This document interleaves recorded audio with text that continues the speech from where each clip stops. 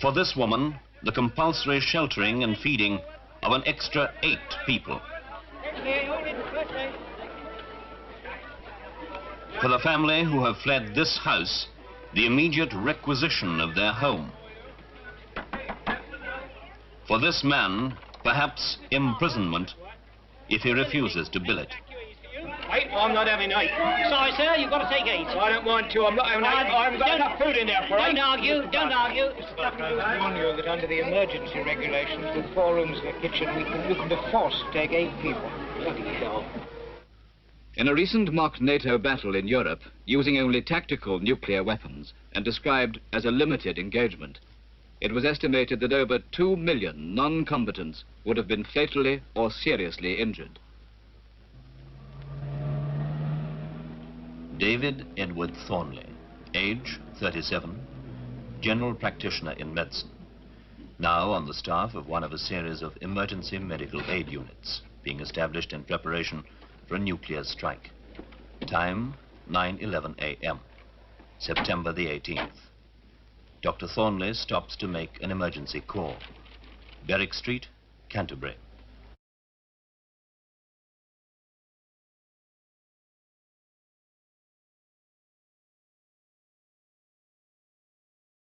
"12 miles from the airfield at Manston on the Kent coast.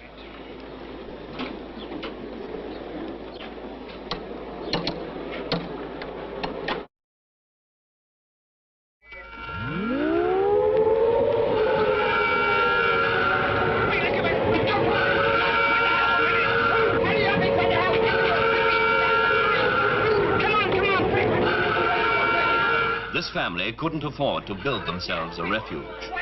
This could be the way the last 2 minutes of peace in Britain would look.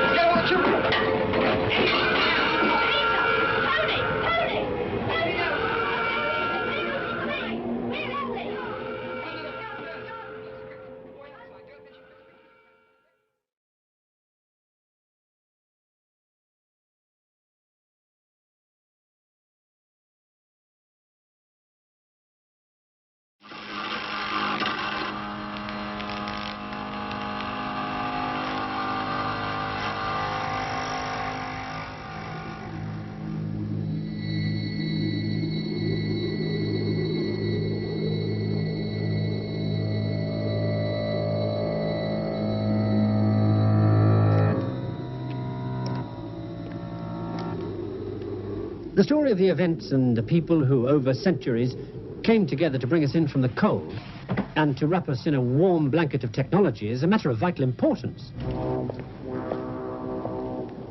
I take going up in the world like that for granted. We all do. And as the years of the 20th century have gone by, the things we take for granted have multiplied way beyond the ability of any individual to understand in a lifetime. Down there is one of the biggest, most complex cities in the world, full of people using things as if they understood them, and sometimes not even knowing they're doing it.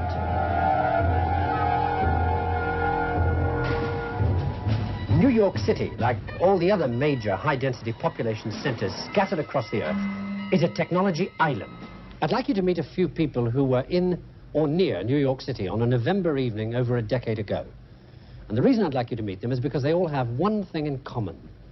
They were all brought to a sudden and catastrophic realization of how vulnerable they were, how dependent on one aspect of that technological network I was talking about. 5:10, Mount Sinai Hospital. Sure enough, I'm just giving him a bit of oxygen at the moment. I'll go to the cycle when you're ready. Okay. The patient, Mrs. Marcana, is expecting twins. 5:15 at Kennedy Airport. At one of the international terminals, on the board, Scandinavian Airlines 911. Scandinavian 911 is on its way into Kennedy. The pilot is veteran Captain Carl Lofsted. Kennedy approach control, Scandinavian 911. With information, Yankee. 5,000 feet approaching Riverhead. Scandinavian 911, roger. Fart Deer Park, 1221 radio vector final. Runway 4 right ILS. Please fasten your seatbelts. Runway lights at 2 o'clock. Okay, I see them. With the next contraction, dear, you'll take a deep breath and push real hard, okay? I think one is about to start. Take a deep breath and push real hard. Okay, push. At Mount Sinai Hospital, Mrs. Marcana is in labor. Okay, Fred, I think you can put her to sleep now. Fair enough, miss. The anesthetic being used at the time is a mixture of gases, including one called cyclopropane. It's potentially explosive, but everybody knows that. Okay, Annie, we've got a baby. It's now exactly 16 minutes and 10 seconds past 5.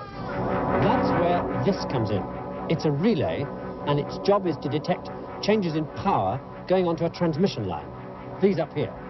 Power flows north along these lines, and on the particular evening in question, this relay detected an increase in power on one of those lines that was above a preset limit. When that happened, magnets set around this metal cup caused it to rotate, and that brought this arm to make a contact like this. That contact was made on the evening of November the 9th, 1965, at 16 minutes and 11 seconds past 5.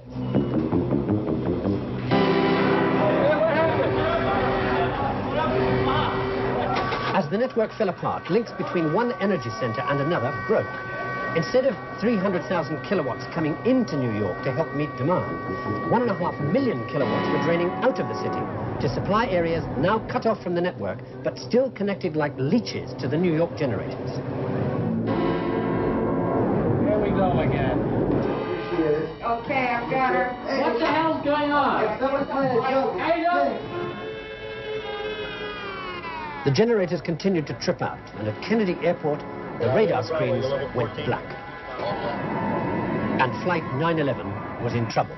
Roland, I got flag warning. Switch number 2 to the ILS. Okay. You know, I have some candles. Maybe we can light them. This abnormal business of actually talking to anybody on the subway caught on briefly all over New York. Let's put some light on the situation. My birthday anyway. Anybody feel like singing happy birthday? Make a happy situation out of a terrible one. My name? Louise? Happy birthday to you. Happy birthday to you. Happy birthday. But while this journey had taken on a meaning nobody expected, so too, at the hospital, had Mrs. Marcana's delivery of twins, thanks to the anesthetic. It was then a general scurry around to find flashlights, and I immediately commandeered one so I could see what was happening. And Niels, check the radio. Kennedy approach control, Scandinavian 911. The ILS went US. I've got some wine here. What do you need? That is a cake. The extraordinary thing in the subways was that a full hour into the crisis, nobody was trying to escape from the trap. Yeah, it's not even a corkscrew. Would it be cricket to put one in the air? Yeah. Okay. Now what we need is the knife. Follow the head down. I'm following. Okay, all right. Well, the baby was delivered without the lights because you didn't need the lights for the delivery. That's manipulative. Remember, you're reaching up into the uterus, grabbing a foot, which is strictly by feel. You rupture the membranes and you bring the foot down. The second baby was vigorous, and we repaired the piece. There you go. Oh, you're such a pretty girl. Yes. Kennedy approach control, Scandinavian 911. Do you read? Captain Lofsted had only a few seconds left to make his decision. He was at 2,000 feet, past the airport and heading straight for Manhattan in the darkness. There was only one thing he could do.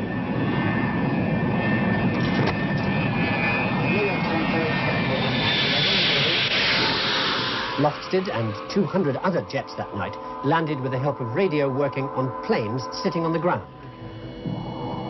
And finally, as in all good fairy stories, it was over. A few days later, people were back at their daily routine as if it had never happened. The night New York became a trap, forgotten. Everyone hold on to the railing.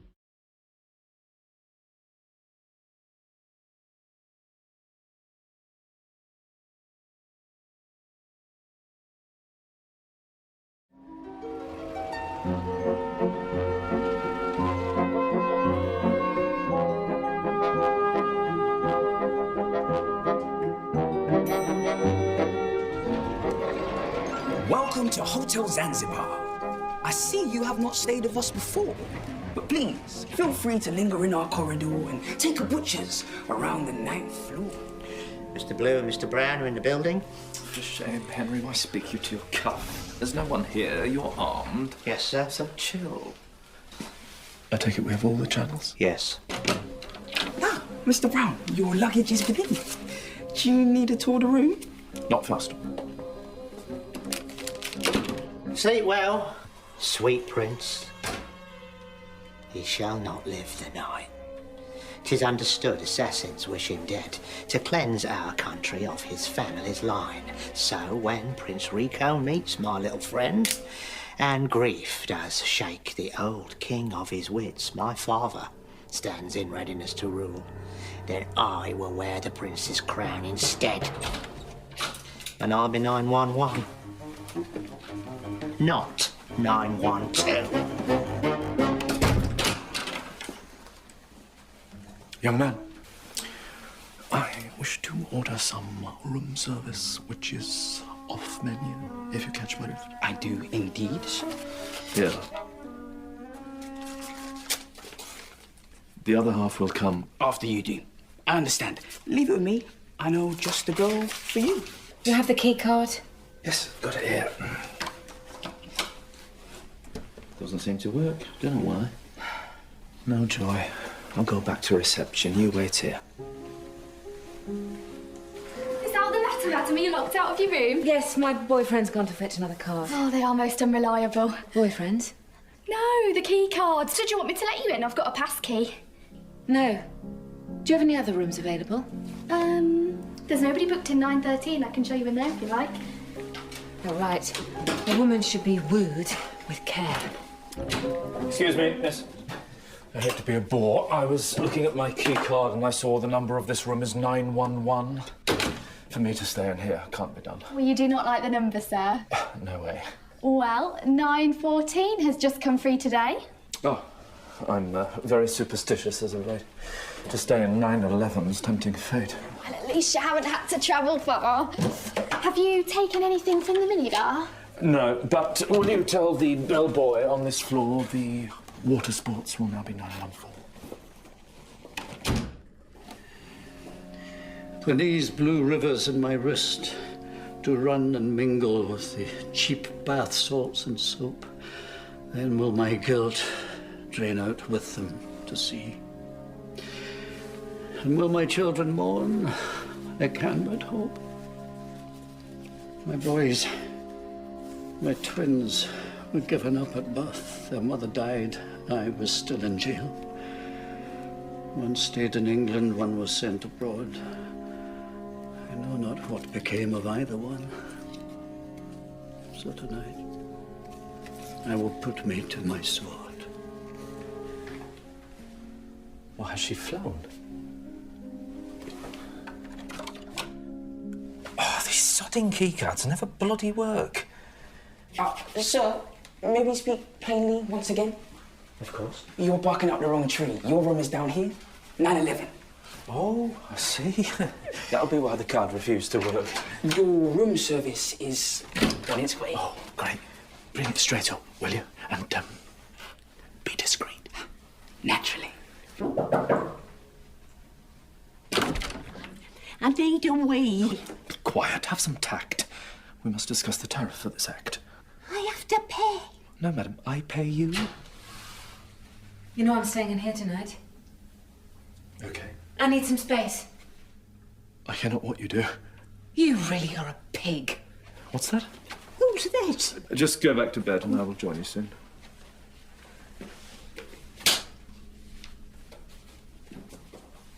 Are you the gentleman from 911, Mr. Brown? I'm Mr. Brown's security advisor. What mean you with him? He's ordered some executive relief. Madam, what mean you by this? Like a scalded she-cat, you have sprayed me. Why else are you paying me? Paying? What seems to be the issue here, sir? He refuses now to pay. Oh, I must insist you pay the lady, sir. Otherwise she is one to stay and make a fuss. And whilst we're on it, perhaps you could supply the other half of this. Have I gone mad? Has the world turned upside down? Pay me my money! I will not! I'm hungry and you promised me a meal. Look, here, have this. Hasn't been touched. Okay. Give me but 2 minutes. I prithee.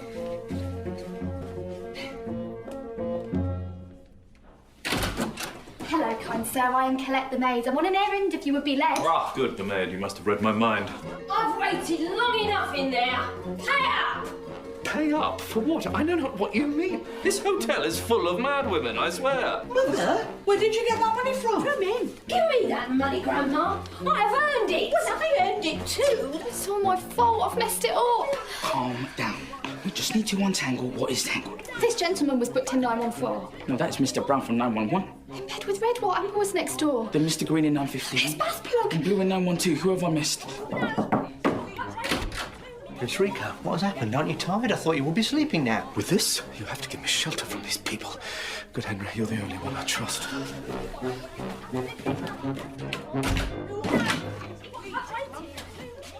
Oh, Amber, there you are, my love. I've missed you. Don't touch me with those trotters, you fat pig. With true love's kiss, I aim to break the spell. Excuse me, miss, I'd like to pay my bill.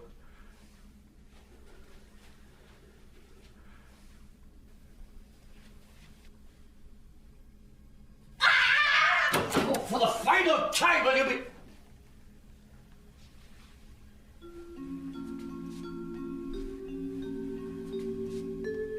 What's this?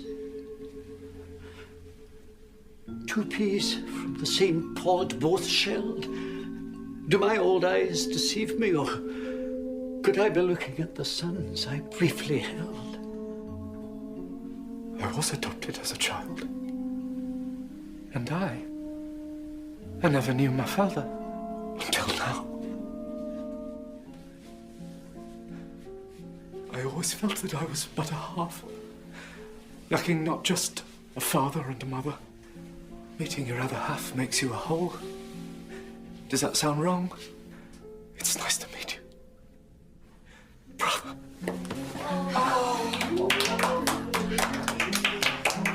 Can someone tell me what's gone on today? It's more than a rhyming couplet can relay.